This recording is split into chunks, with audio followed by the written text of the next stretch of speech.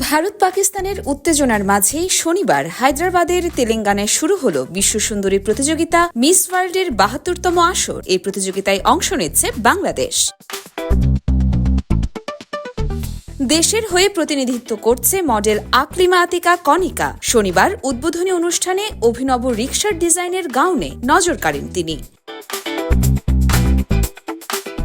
ছবিতে দেখা যায় হুড সহ সত্যিকারের রিকশা ম্যাটেরিয়াল দিয়ে চোখ ধাঁধানো আউটফিটে র্যাম্পে হাজির হন আকলিমা। এরপর থেকেই বেশ আলোচনা হচ্ছে তার লাল টকটকে বেইজে বর্ণিল রিকশা গাউনটি নিয়ে। সেই সাথে তার গ্রেসফুল হাঁটা এবং সাবলীল উপস্থাপনে আবেদন বেড়েছে এই গাউনের।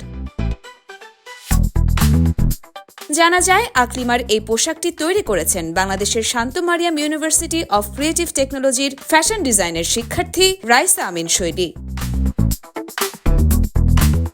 ২০২৪ সালের আগস্ট মাসে ধানমন্ডির জ্যামে বসে রিকশার ভিড়েই এই ডিজাইনের অনুপ্রেরণা পান রাইসা। তখনও জুলাই বিপ্লবের লাল রং একেবারে তাজা। মায়ের ঐকান্তিক সহযোগিতা আর ইন্সপাইরেশনে এই তরুণ ডিজাইনার রিকশা ম্যাটেরিয়াল দিয়ে তৈরি করেছেন এই গাউন।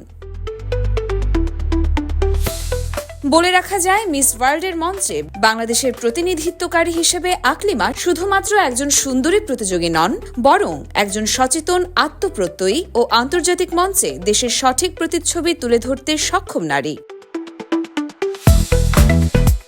বাহ্যিক সৌন্দর্য ছাপিয়েও যোগ্যতা, ব্যক্তিত্ব এবং আন্তর্জাতিক মঞ্চে নিজেকে তুলে ধরার পূর্ব অভিজ্ঞতা রয়েছে আকলিমার। তিনি ইতিমধ্যেই দক্ষিণ কোরিয়ায় অনুষ্ঠিত ফেস অফ এশিয়া ২০২৪ প্রতিযোগিতায় বাংলাদেশের হয়ে লড়েছেন।